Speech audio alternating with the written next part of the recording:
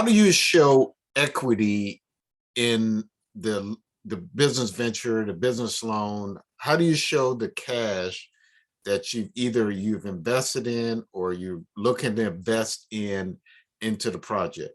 So typically when you're getting a business loan, especially an SBA loan, typically they want you to invest anywhere from 10%.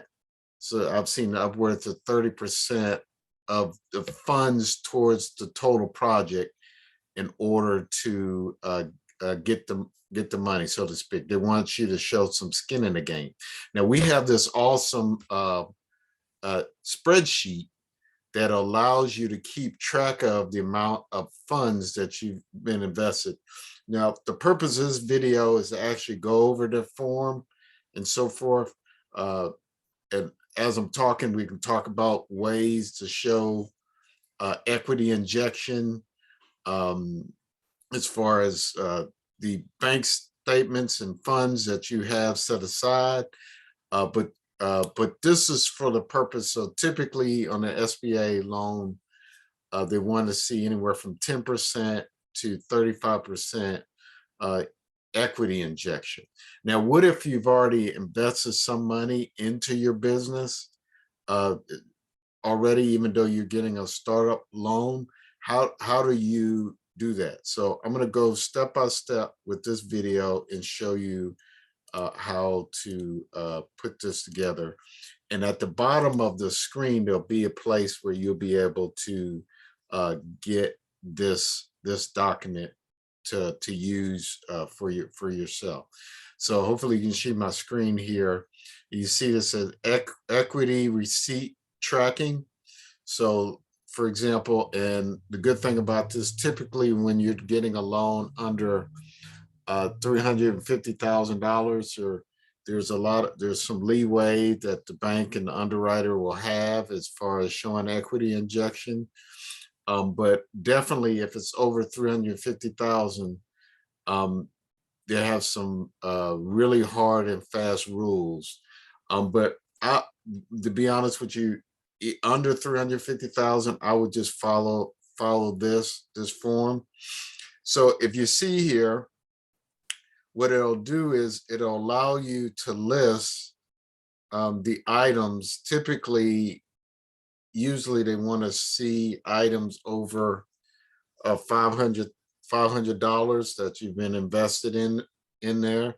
So let's just say maybe you've already invested some flooring into the property, and maybe there's some improvements that you have to make in the property.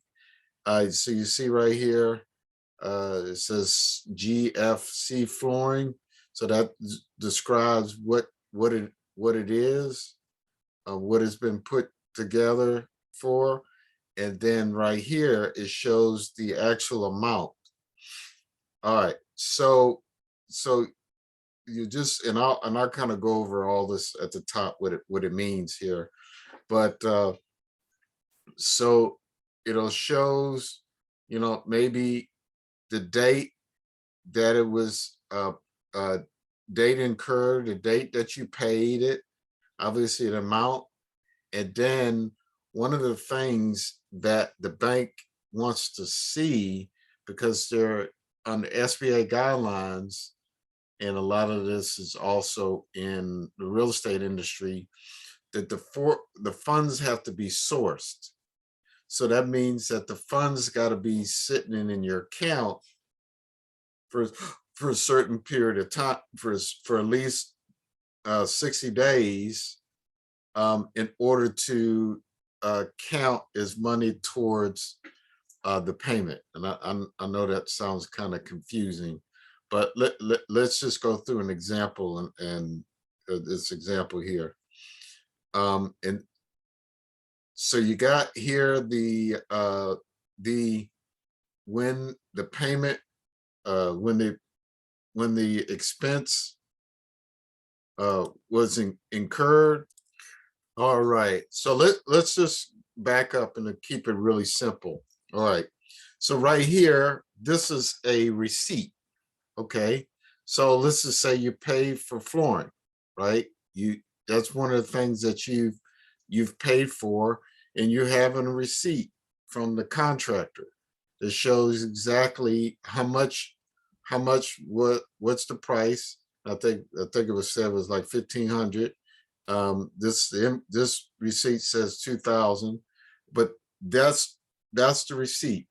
Now, what you need to have is the corresponding payment that was made to that in order for the account. You can't just have the receipt. You also have to have the payment. Now, if you made it the payment from your bank account, like here's a sample bank account, typically what it'll say is the on your bank account whenever you made that payment, or let's just see another bank account. So let's just say Sam's Club. I don't know if you can see that was one of the ones, and the receipt is corresponds to this amount, and it's the exact same thing.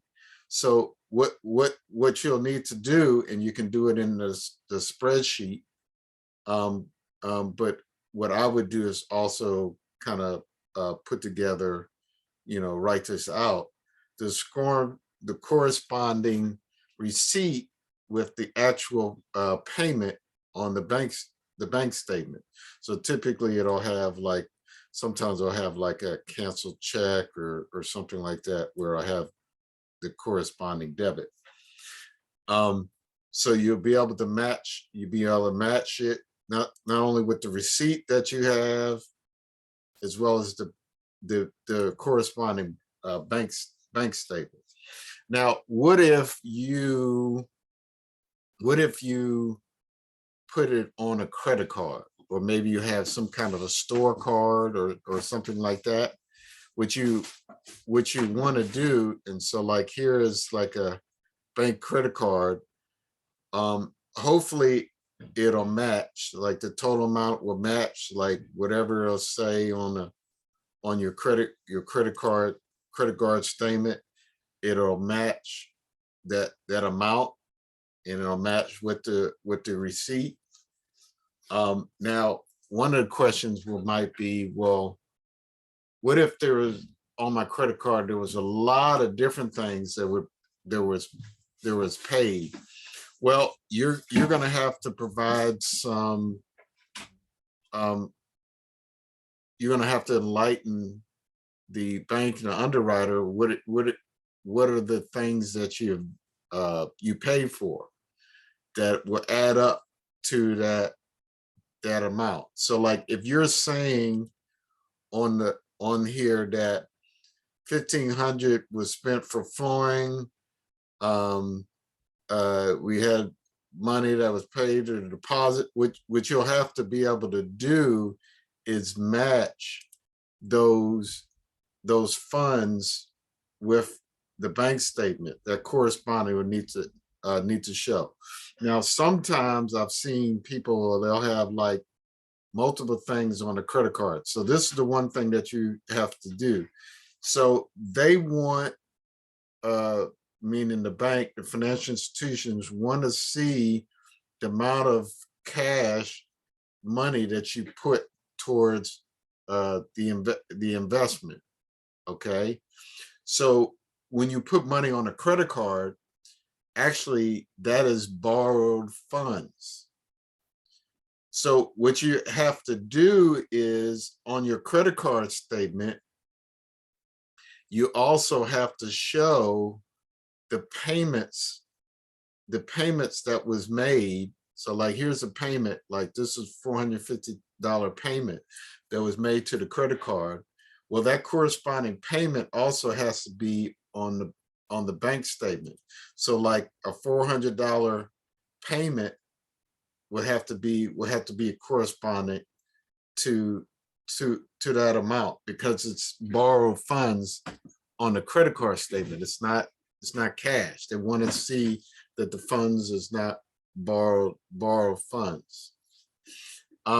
And then the other step they want to see is that can they track it 2 months prior that those funds were in the account?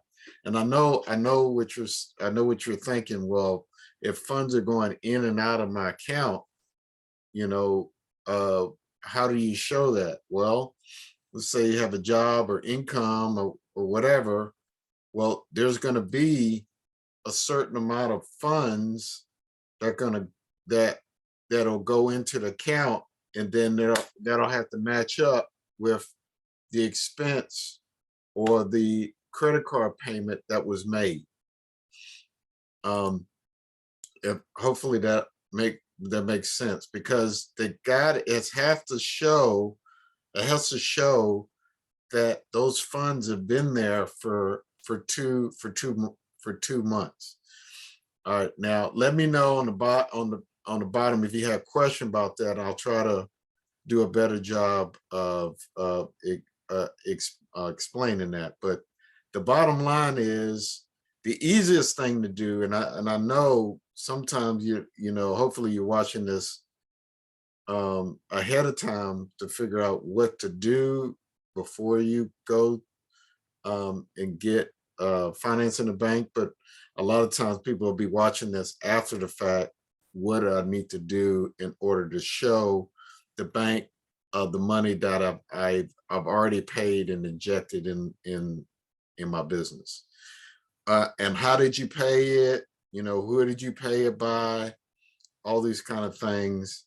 And this document here will help you to show how to keep track of the monies that you've invested in your business, in your project, or the funds. So like if you got $10,000 that you have to show $10,000 how you paid, all the receipts. Now, what if you don't have receipts? Well, if it's easily to understand and see how it came out of your checking account or bank statement, or maybe you have like a canceled check, you know, that might work. But ideally the receipt is best. So if you go back to who you paid and get some kind of receipt of payment that you made for those items. And typically the bank won't take anything under $500. So this is a good way to keep track of and what the money was towards. Was it towards leasehold improvements? Was towards machinery or equipment, or merchandise or equipment, towards purchasing the building, closing costs? There's just there's pockets that the bank has to put these things towards. So if you don't know, we are the bank can kind of help figure that out for you.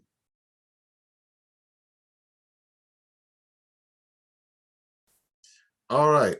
Well, I thank you for watching this video. And if you have any questions, let me know. But what we would prefer you to do is, do your best on putting it together, and then let us work on it with you. All right. Thank you and have a great day.